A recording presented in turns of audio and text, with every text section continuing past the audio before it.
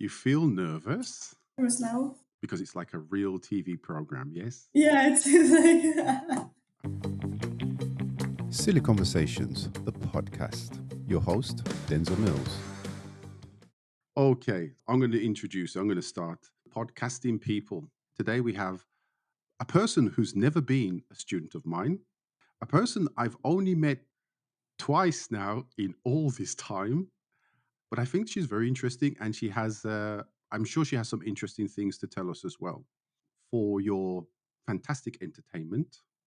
And I'm going to start now, and I'm going to get her name wrong. She's going to correct me 1,000 times, but I'm going to introduce you to Sladana. no. Sladana. You pronounce it Sladana. Sladana.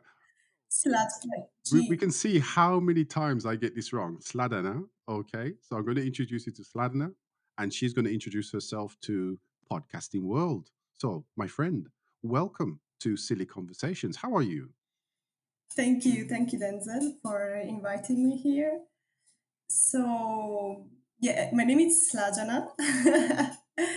I'm I'm Croatian by origin, but I grew up in Italy since I was 6 years old. And then 6 years ago, I came here in Spain, Valencia, basically to live here, as many of us. And so, yeah, this is already like a interesting question, difficult question. I think it's tricky because when you normally ask someone who they are to introduce herself, they immediately say, "Oh, I'm a teacher. I am this and that." You introduce yourself by your job. Yeah, I think it's easier for people to kind of maybe Yeah, it's. understand people by their functions.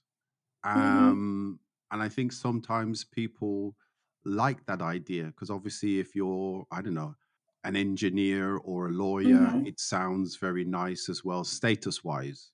But you could also introduce yourself and just say, "Hi, I'm a nice person." Yeah, that's right. That's right. I think it's normal. It's easier for someone, and also if someone has like work hard for having this job, this career, this role. It's they're proud to say I'm an engineer, I'm a teacher, but that's not me. I'm like I think I'm a kind person, and yeah, basically. What I'm doing here in Valencia, I work as a manager in a restaurant, Mhm. So but I'm. before we get to the whole work things, Mhm. because I think the first time I met you, or the first time I met you, I sent you a photo because it was in I was watching a band or something, and I took some photos, Yeah, and that was about 5 or 6 years ago. yeah, And then the second time was because I saw you were doing something on Instagram, hmm, and I thought this woman's English is very good because I didn't even know that you spoke English. hmm, And then I spoke to you, or we talked about doing the podcast, or I explained the podcast that I'm doing. And you very nicely said, yes, you will give me some of your time. So that's how we actually met. She's never been a student of mine. We haven't known each other for a very, very long time. And it was just one of these casualities of life, I think. hmm. That's right. Yeah, yeah. I think we met like was maybe 4 years ago. Yeah, probably. And yeah, so we don't know each other. So I think this conversation it's gonna be really interesting, because we can really explore what we think, what we do, and how we go through life, basically. Yeah, I'm not just a manager, a restaurant manager. I did a yoga teacher training here in Valencia. Then recently I did also a shiatsu course, which is basically like a Japanese treatment. So yeah, I think I'm doing many things. Just trying. So let's focus a little bit on the kind of how can I say, health side of things, to be quite honest, because I don't know if I've ever spoken to anybody or said to anybody on the podcast that Mhm. I've done. I used to do yoga, and I'm quite interested in a lot of things like what people would call alternative medicine, or maybe in the past, because I'm old, you see, and in the old days, people used to call it alternative medicine. So I'm quite interested in some of Yeah. these things. So, were you interested in these things like yoga, shiatsu before you moved to Valencia? Yeah, to basically to answer this question, I should go like 10 years ago in the past to introduce myself because I studied political science in Italy. Right. I was young and I want just, Hang on say a the minute. Hang word. on. I was young. You're still young, woman. You're still young. I'm I younger. was young. Was That's it. You were younger. let's say I was younger. Yeah, I was like younger. I was younger, innocent, maybe a little bit naive also. So I wanted to change the world. I wanted to change the system, change the things, fight the system from the inside, basically. That was the plan. But then, as soon as I started studying going to university, studying, I realized that would be like too much for me, like really a big, big plan, really big, something bigger than I could do, and also that I just could change myself. I couldn't change the world, basically. That would Yeah. be too much, too difficult. So slowly, I started to explore maybe different perspectives of also what media were telling us, also what's like the normal way of healing, just going to a doctor, taking some medicines. I wanted to go beyond the what's the system, what's everybody's doing. So I started on my own, little bit studying alternative, as you say, medicines, ancient type of healing, such as Ayurveda or Chinese traditional medicine. So that's basically how I started. I started, But was it? learning, reading by myself. Yeah. But was it because you had some kind of? Was it because you had some kind of illness? Because, for example, you said you have this interest in traditional Chinese medicine, Hmm. and I found out and started to get involved in traditional Chinese medicine just because of some certain things that used to happen, muscle contractions all the time. I used to spend a lot of time going to physios and, well, people. I'm not a sick person, okay? But you know, um, maybe when I was younger doing sports and things, I didn't look after my body. So you had some of the effects. And going to physios and people like this helped, but it didn't really help. And I wanted to know why was certain things occurring. Then I read something about Chinese medicine, how it looks at the the holistic side, not the solving the problem, but solving the cause of the problem, Yeah. and that's how I kind of got into Chinese medicine. So I don't know if it was something similar for you. No, that's something I don't remember why exactly and how exactly I started doing this. Mhm. I think it was just some kind of internal process and thinking and asking myself why things happen, why it happens, why and how it happens. So maybe I just jumped into a blog or of someone. I remember I was reading a blog about alternative healing. Hmm. Maybe I just jumped into this, or I was just curious. I have always been like a curious person, so maybe I was just wanting to know the cause of things and just curious how things happen and how also I was hearing that many diseases were increasing and why it is happening, why it was different But for than. example, in my kind of interest in Chinese medicine kind of started on the crossover from me coming from the UK and living moving to Spain. And in the UK, there was quite a lot of, I say, a lot of interest in alternative medicine. But I don't know in Italy Hmm. if there was, when you were there and when you were finding out, was there a lot of interest or was it kind of difficult?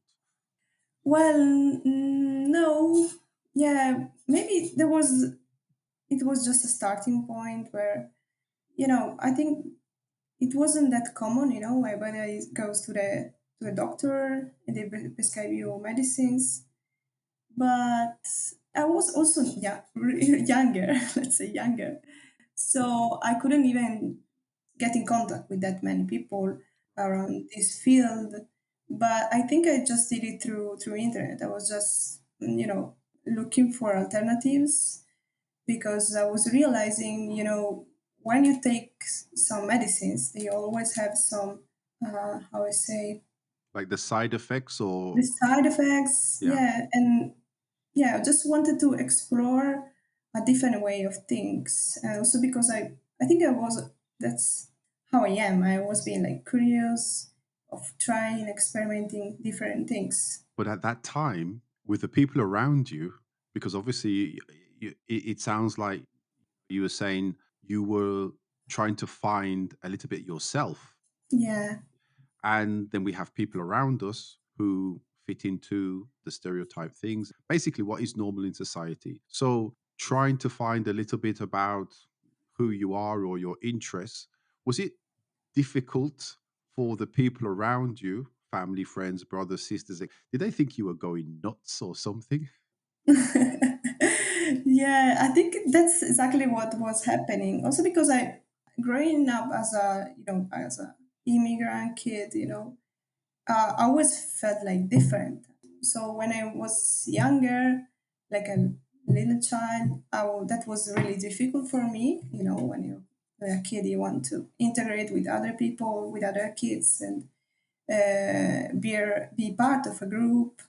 But then growing up, I realized that I would never be like as how we say The same as the them. same as them. Yeah, basically, I will always be different. I kind of got more comfortable about being different. So I really I would say accepted,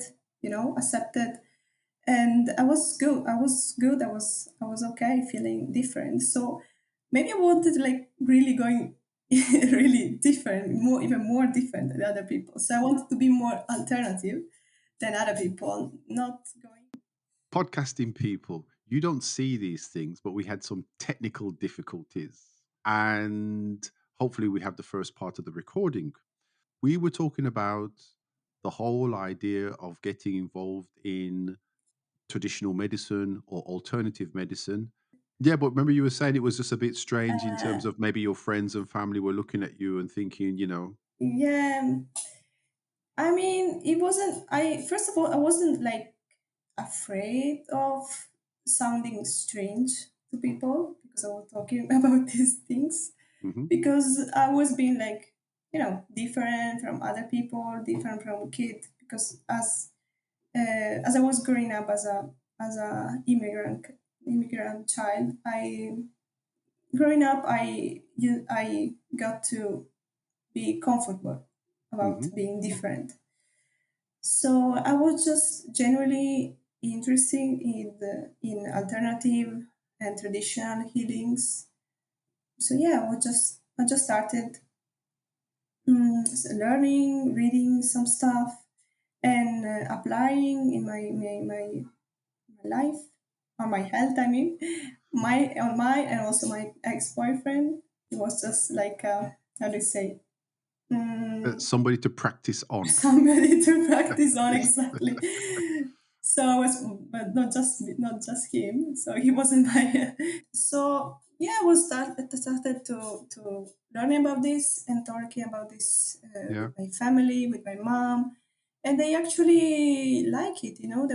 They got interested in that. They started asking me some advices Hmm. at point that they were like having some issues, some Health issues, yeah. feeling health issues, feeling a little bit sick. I started asking me things, and I was just sometimes I was just I'm not a doctor. I'm just learning about stuff. But with my friends, yeah, we weren't talking about that too much.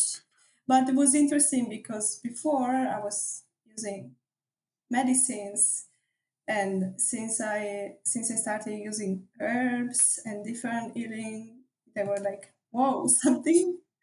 Have you ever tried? Because we talked about we spoke briefly about traditional Chinese medicine. Have you ever tried the herbs from traditional Chinese medicine? No, I never. Oh, telling you right. This is, I mean, now they've banned, I think, the importation Mhm. of herbs from a long time ago. Okay. But I used to go to a herbalist she used to do acupuncture and everything. And when they take your pulse and Mhm. say they do an Yeah. examination, so they take your pulse, they look at your tongue, they Mhm. look at Your your eyes, tongue. etc. Mhm. And she used to make some concoctions. I'm telling you, she used to make like this I don't know, this concoction, which is like you just put everything in your mind into a pot with some water. Then Mhm. you boil it, and then she kind of says for 1 month or something like that, you kind of drink this, morning and afternoon. And it was like Mhm. drinking. It was like going to the fields and digging a small hole and taking all the dirt from the hole, putting Mhm. it in a pot, putting some water on it, and then drinking it. That's what the taste was Yeah. like. But you would not believe the effects. I I'm can. telling you, the effects were it's the best effect I've had. I've done acupuncture, Tai Chi, acupressure, these kind of things. But in terms of results, Yeah.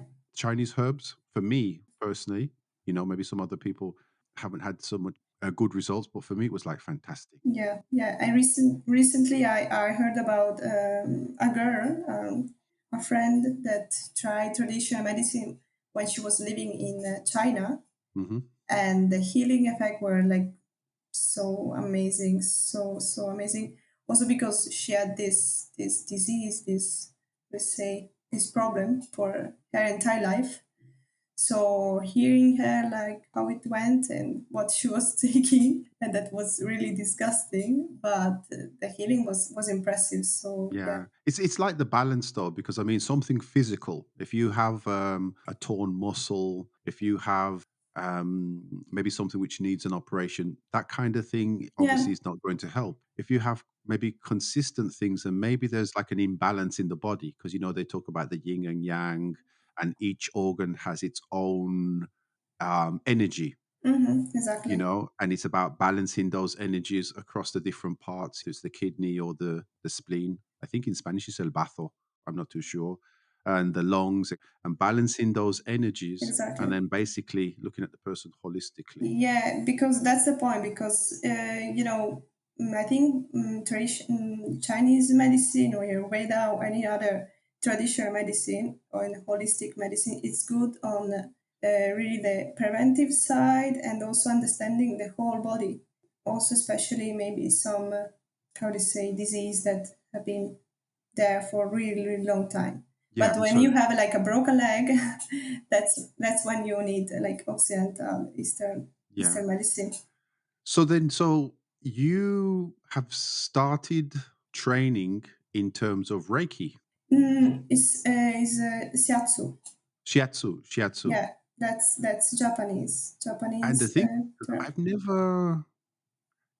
Listen, people. It's not that I go around looking for alternative medicines to try, but I don't think I've ever tried or ever had to try shiatsu.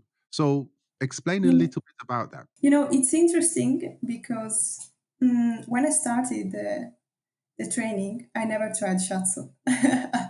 I mean, literally, I never tried on myself. I was just I always well I practice karate also, and I always been like interested in Western medicine and culture. I was just generally interested to try it. I was just really fascinated about how it works and also had some free time, so I said, why not, And so I just started. I did a training here in Valencia first, Right. in the Maya Center, and since the beginning, I just love it.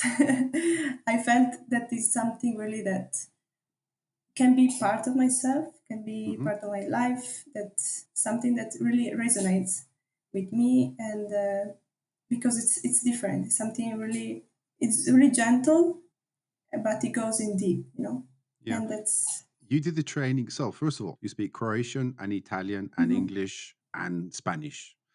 When you were doing your the classes or the mhm, training for shiatsu, obviously this was in Spanish, mhm, and there are words or terminology that obviously is translated from Japanese to English to Spanish to mhm. Italian. So how difficult was it in terms of learning? Because obviously vocabulary, one thing I suppose it's physical, you can see what where you need to position yourself or your hands, etc. But then there's also the explanation. So how was that? I mean, was it super difficult or what? Yeah, that's a good question, but I actually faced this problem when I was doing the yoga teacher training because I did it before. I did it like it was 3 years ago, I think. So yeah, it was difficult. Also, was something that was like pushing me, pulling me out from Hmm. starting it because I was like, oh, I need to study in Spanish. I never studied in Spanish. I just read some books, but was something that was, how to say, worrying me. Attracts you, something Yeah, that attracts you, yeah. yeah, but was something that was worrying me about because I didn't want to be left like the be left behind, Yeah. So was something, yeah, was worrying me, and but I did it anyway. And yeah, of course, I learned some new vocabularies. Sometimes I was just, they were doing the class and the teacher was explaining stuff, and sometimes I couldn't understand some vocabulary, some words. I was feeling afraid of asking, what does it mean? So sometimes I was writing down the word and Google it or asking to a teacher after class. But yeah, Because so it was something. in this class, you were probably, I mean, I'm just assuming maybe you were the only non-native Spanish person, yeah? Yeah, exactly. I was the only one. So there were words about anatomy or normal vocabulary words that I never faced, I never find before. But yeah, that's the way you learn. There's no And another I way. and the funny thing about that, I remember commenting to you that the first time I did like a yoga class, I Hmm. was always about 20 seconds or 30 seconds behind everybody else because I just didn't know the vocabulary. And so I had to like watch what people were doing, then try and do it and keep an eye when they were Yeah, changing to the other things. yeah, So that was kind of like the kind of funny thing doing or learning as you kind of went along, you yeah. know? That's something that used to happen to me when I started karate because obviously there were new words, new vocabulary that I'd never found before. It's sport. It's something that I never did before in Spain. So I always felt like behind, and I was also watching other people what they're doing and asking to my But do you think now, because partners. this is another strange thing. There's like vocabulary, because now you've got vocabulary in terms of anatomy and maybe in terms of certain position or anatomy, and then things like from karate, etc. And then there's like when you have normal everyday conversations with people, there are words you don't know. So you can talk about the body and then Yeah, something very simple like the name of something in a shop yeah, or maybe even just a food, and it's like you have no idea because you've never had to use that yeah. word. It Yeah. happens. It's really, really funny. It's really funny, exactly. And sometimes I just pretend I understand. I know it's not a good technique, but I just, I can understand the whole talk context. So I don't need to understand every word to understand Exactly, and what that's the the key thing, person the is, context, the yeah, context. what was saying to me. So I'm just pretending that I'm understanding. Sometimes it works. Sometimes I really need to ask, like, "Oh, can you repeat? Or can But you?" again, but again, because that word may have the importance in Yeah. terms of understanding, but in terms of like the context, sometimes talk to people. I say, okay, I went to see the film and I saw the film in Spanish, and you kind of come out and they said, "How was the film?" And I thought, well, I understood about 50%. Okay, but obviously with the image and maybe having a bit of background understanding, etc. So you don't enjoy it as much as maybe your native language, but it shouldn't be a hindrance or a hindrance. A hindrance? No, hindrance. It shouldn't stop you from at least trying.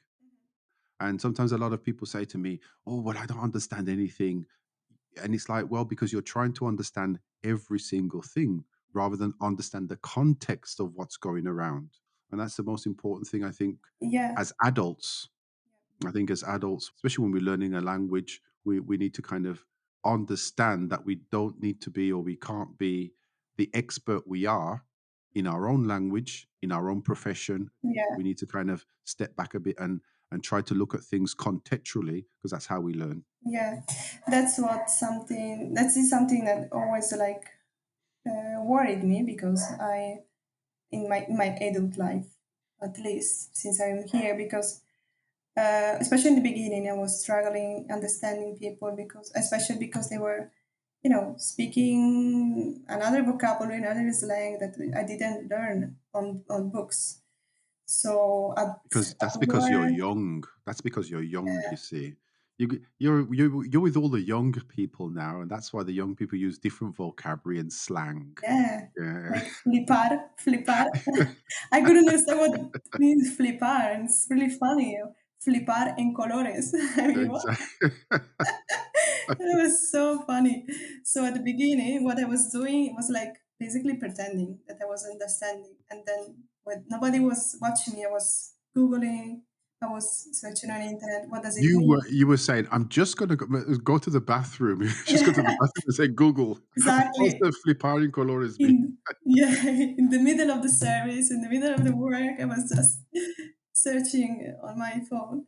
But sometimes I needed really to ask what does it mean. I was just But yeah, it was difficult because I was afraid of being not or feeling like less, feeling Yeah. like not enough for that work, for just to be on that position, to have the work. I was feeling to not And to be so able to do the work. yeah. And just to finish off the part of, the shiatsu, I don't know how long in terms of getting that basic, Mhm. I don't know, understanding or qualification. Obviously, the more you practice, then you build up your experience. But in terms of Mhm. the training process, um, initial training process, how long is that beginning training process? Well, that's a good question because actually in Shatsu, it's different. It's different from here because there in Japan it's recognized from the health, how do you say, health Health ministry, yeah. health ministry. So it's actually it's how do you say, they study at the university. It's an university career that takes 4 years. Yeah, so it's a university degree. It's a degree, exactly. It's a degree. It takes 4 years and lots of practice.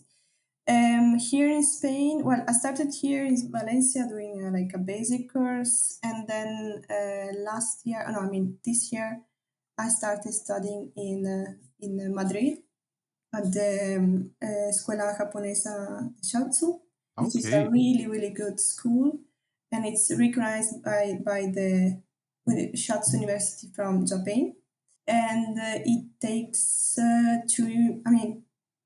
10 months in total. It depends on which training are you doing, because I was doing the intensive one, which takes like 10 months, on which you have class one per month, like on the weekends, Yeah, yeah. 8 days, 8 hours per day. And so it would take like 2 years, well, like 1 year, 10 months, and they also suggest, they recommend also to do the master class, Right. which takes another year. So in total would be like 2 years to having appropriate Yeah. certificate and And being a in this practitioner. process, do they encourage you to practice on people? Yeah, Okay, yeah, exactly. I'm going to book my session. Yeah, whenever you Yeah, want. I'm going Yeah, to book my session. they actually do it also because the first thing that you learn in shiatsu that there are no side effects. Hmm. So you can practice on people and you can't harm anyone even if you're not that if you even if you don't If you're know still that in much, training, if you're still in training, even yeah. if you're still in training. Yeah, exactly. So they actually we need to do like 180 hours of training with people practicing, so you can practice with your family, with friends, with people. You can also have some clients. That's on you, but of course you need to inform people that you're still training because you can not you can't harm them, but maybe they can get an idea of shiatsu that it's not correct. You know, Right. they say, "Oh, this doesn't work. This is different that I was thinking." You know, because you're still training, so it's Yeah, not the actual thing. You know, yeah. And the other thing is, it's not a um, proper therapy. do you, I suppose, being shiatsu, using your kind of hands and trying to get a, I don't know, a sensation of the energies Hmm. of people. Do you sometimes, I don't know if it's happened with maybe somebody you've practiced on, do you sometimes get like a negative sensation from people, or maybe not people you're practicing on, because she never does that, but the very fact that maybe you're sitting talking to people, and in the proximity, being close to that person, do you sometimes sense their energy and you think, oh, I don't like this? Yeah, that's something that happens to me. Not all. I mean, maybe all sometimes. Oh wait, just lost. Yes, it's something about talking about energies and in general. I really believe in it. It's not just believing it. I know that we are not just material beings. We are mainly energy. That's what science says to us. That's what quantum physics says to us. So I'm really, really. That's something other. Is something that I'm really interested in. So I really feel this energy from people. I really try to trust that feeling, that gut feeling that I feel about people. So So, I'm gonna stop you here. mhm, I always like to put myself in these situations, and generally I don't edit them out. So you can answer or choose not to answer. So when we met and we had a chat about, doing the podcast, did you get a bad vibe, an okay vibe, or no vibe? I got a good vibe. Yes, people, I give good vibes. Eh? I give good Yeah, vibes. I think it's something that you perceive, you can get also through even just chatting with someone, as we did, or not just when you meet someone, because when you meet, maybe it's easier because you can perceive this energy because we don't have just six senses, we have more than six. Some experts say that we have like 70 or something, so we can perceive this energy from the people. And sometimes we also need to do like a shell to protect our energy from these people because it can be really draining. We can absorb this negativity. We can feel sad about after meeting that person. So we need to stay grounded and positive. But yeah, as I said, we can perceive this energy also by messages. Again, thinking retrospectively, when you've practiced some shiatsu on somebody, have you felt really, really drained, a lack of energy? Is it just, has it been once or twice? Is it always? I don't know what the practitioner Mhm. feels after doing the shiatsu sessions. Do they feel very energy less? Do they feel, I don't know, very euphoric? Well, first of all, I need to be clear that shiatsu is not just kind of energy transmission to other person, because it's more like a, yeah, it's, you can also perceive the other people energy, but you're actually working with the body of the person, not just the body, but you are helping these people to activate their inner self healing through working the meridians, through working some points and parts of the person. But that's what I mean in the sense of, I think maybe, I don't know. Sometimes I think my meridians could be very blocked. I'm sure there was a time when they were like blocked, like, I mean, like cement encased in boxes of steel and locked. Yeah. Um, so as a practitioner, you said you're trying to work physically, the muscle structure, the joints, the energy, and the meridians, the internal energy of that person, which means you have to obviously apply some of your being, Your your sensation. person, Yeah. to that person. And then when you finished, have you been like super, super drained? I'm, I think I never felt really, really drained, maybe a little bit tired, of course, when you do longer sessions. Especially if you don't position, it's something that teachers always point out, that we need to really take care of our position as a practitioner, take care of our Position or body, posture? posture. Sorry, is it posture? How we when while we are doing while we're doing the practice. So I never felt that much drain. I sometimes I felt like, as I said before, I'm like, I was not liking that person. You know, Mm. I was not liking their energy. But anyway, I had to practice with that person. It happened just a few times, but I always try to first of all ground myself, being with myself, being like kind of doing kind of meditation before I start, so I can ground myself, and then I be can be positive, and I can also send this positive energy to other person. So it's something that's really important, that the other person can feel about you. If you're not calm, if you feel insecure about what you're doing. So I think that's something really, really important before. So one of the things that always gets me, because like, you know, if you go to a chiropractor or you go to a physio or somebody, and you know when somebody says to you, just relax, and then you your body, as much as you try to relax, it's impossible, because that word, just relax, suddenly creates all the tension in the world. So I understand that. And what you were saying about, you have to do the work, and the idea of psychologically getting tired. I have good groups.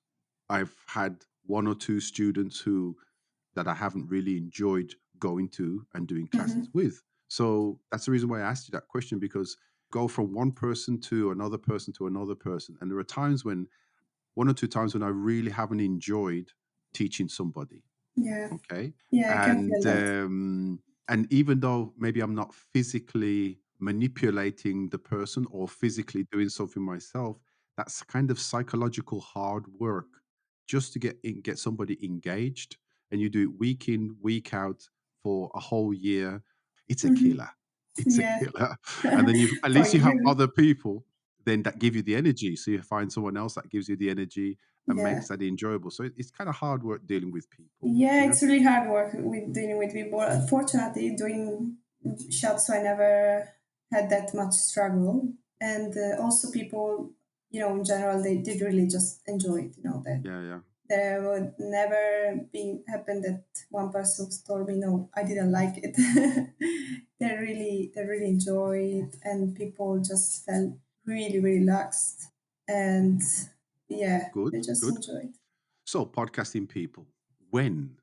I'm going to say your name again now. Okay, hang on. I'm just kind to mentalize myself.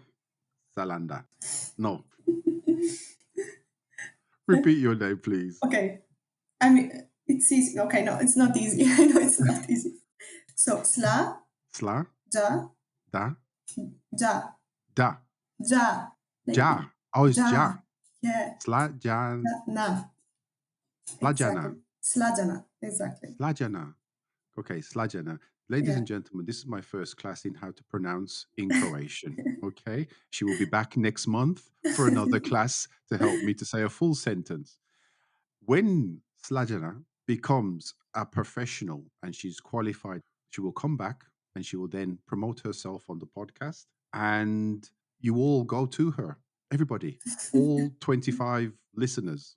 That's 25 in the future, I, not 25 now. I haven't got 25 now, maybe 25 in the future. But they will go to you and I will direct I them to hope you for to. sure. I hope to. So, my friend, I mean, that's interesting. That's more, to be quite honest, that's more just out of my interest. I find it very fascinating what you do, and I could ask you more questions. But in general, how is life here for you? Because you said you're a manager in a restaurant. You said you do karate. I've seen you. You said you were doing some yoga classes. I don't know if Mhm. you were teaching, and I wouldn't say you're somebody who is super big on Instagram and things like that, but it's just one or two things I've seen you post, hence the reason why we're here talking in English. But how's life here for you generally? Well, it's good. I mean, I mean, Life it's is even good. better now. It's even better now because we're connected, obviously. Yeah. Yeah, we're doing something interesting and funny. So in general, it's good. I mean, life is good. It wasn't easy at the beginning, of course. I gone through a lot of struggles at the beginning. Well, first of all, I came here with my ex-boyfriend, so for one side was kind of easier, not going to a foreign country alone. But even though I gone through a lot of struggle, difficulties, because it was my second immigration actually. Yeah, So I felt again not integrated. I felt a stranger again. I felt so many feelings, emotions that I experienced as a child in Italy. And I hadn't so many friends. Well, actually, I never had a big group of friends, never in Italy too. But I really struggled to make friends here. I actually made my friend was 3 or 4 years old. Because I think, well, it was a mix of things, yeah, because of work, because I'm an introvert, also because I don't really get into a big social things, events. So it was not easy. yeah. And I Mm, suppose also as well, it's the second time you're learning a language because you go from yeah, Croat to Italy, then Italian, and then also exactly. now Italian to Spanish. And where did the English thing come in? Because you're kind of cool, you're very good at this. So where did Thank you. the whole English language side of things come in? I really should So, really I should just say, ladies and gentlemen, she had 4 classes with me, and then this is the results. That's what I should say. That's what I should say. But I'm going to be honest. It was intense six. classes. It was 6 intensive classes. Really, intensive classes. Really great for that. I just transmitted the amount of energy I transmitted into this woman. Yeah, You would not believe. you just transmit it like telepathically. Exactly. Exactly. And look at her now. Huh? Amazing. Tell us your English story. So yeah, I think the language barrier also was something real that prevented me to make. I mean, I was good. I had a good level of Spanish, but yeah, I think it was a mix of things that prevented me to make friends. Um, English. Well, I always studied English. In Italy, studying English at at 6 at the at school at the elementary school. Then at the high school, I studied tourism and foreign languages, so I continued Right. studying English, also the university. But even though I never had that good speaking skills, since I've never actually practiced it a lot, just at school, maybe listening some music. But I always been like interested in learning languages and learning about different cultures. So since I came here, actually, I started having some English speaking friends, listening to more podcasts, videos, music, and TV shows. Well, not TV shows, actually, series in English. Yeah, Netflix. Yeah, Netflix. Also because I don't have a TV here in Spain, so I don't watch movies in Spanish. I watch Netflix basically. So that's how I started improving my Yeah. English actually. But did you, or do you sometimes, because of your interests in terms of the health side of things, do you watch or do you listen to podcasts or things also in English around the subjects you are interested in terms of shiatsu and natural medicine and things like that? Yeah, actually, always. I never watch things in Spanish or English or Italian, for example. Just before we started the podcast, the recording, to just to wire my mind into English, I was listening to a podcast with which the how do you say the main Presenter? no, not the present yeah Oh, the the presenter, guest? the guest was Sadhguru on what was the name, the School of Greatness podcast. Do you know it? No. Okay, it's a very interesting podcast.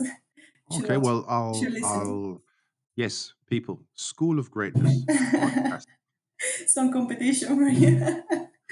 I think, hang on, the School of Greatness. Hang on a minute. Let's go back. School of Greatness. Is it a podcast which just talks about a general range of things, or is it like a language based, English language based Uh, podcast? no, it's general. It's really general. Ah, it's They well, it's talk no about. competition then. It's No, not competition. They it's not can't compete with competition. you. Exactly. I mean, They know nothing about English and learning languages. I mean, they actually know probably more than me, and that's why they can't compete with me because it's just different levels, just different levels. Mhm, So then, what's the future? Because you want to finish off your training in terms of shiatsu. mhm, I think, or I get the impression that for the moment you're kind of settled here and finding your own space here.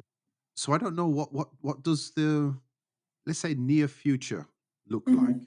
or long term. You can choose near or long term future.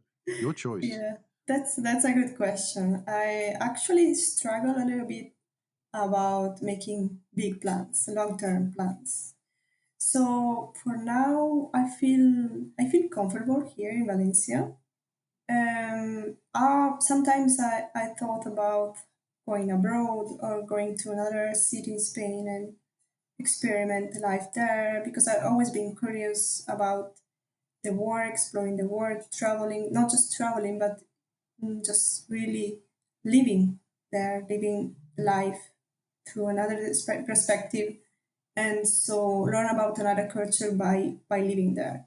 Right. But for now, I feel good here. I feel comfortable here. I'm actually creating my life here. I'm feeling good because I'm finding some peace here. So finding some time for myself to create my future and create my dreams, to Right. pursue my dreams, chase my dreams, and do what I actually like, what I enjoy, and experiment, my interests and my passions. So I think this is very important then. Maybe I'm not going to book a shiatsu a shiatsu session with you just in case. When once I start back in the whole classes and everything and companies, maybe I get a bit stressed and maybe I won't book a session with you, not to disturb your nice rhythm of peace and finding yourself at the moment. We'll see. We'll see. We'll see. I hope you can find some peace and some relaxation with the shiatsu. Or you can go to another one, to another practitioner. That's all new. Well, because you're here, and part of the whole thing will be to say, listen, this was a guest. This was somebody who does this thing. Have that experience, and then you can tell them how bad I am. We can get back together in I don't know 6 months' time, a year's time, or something like that, just to see how you're doing. Yeah, that would be interesting. Yeah. And also the future in terms of this whole podcast. Maybe when we do a video podcast, Mhm. you can be a guest on a video podcast.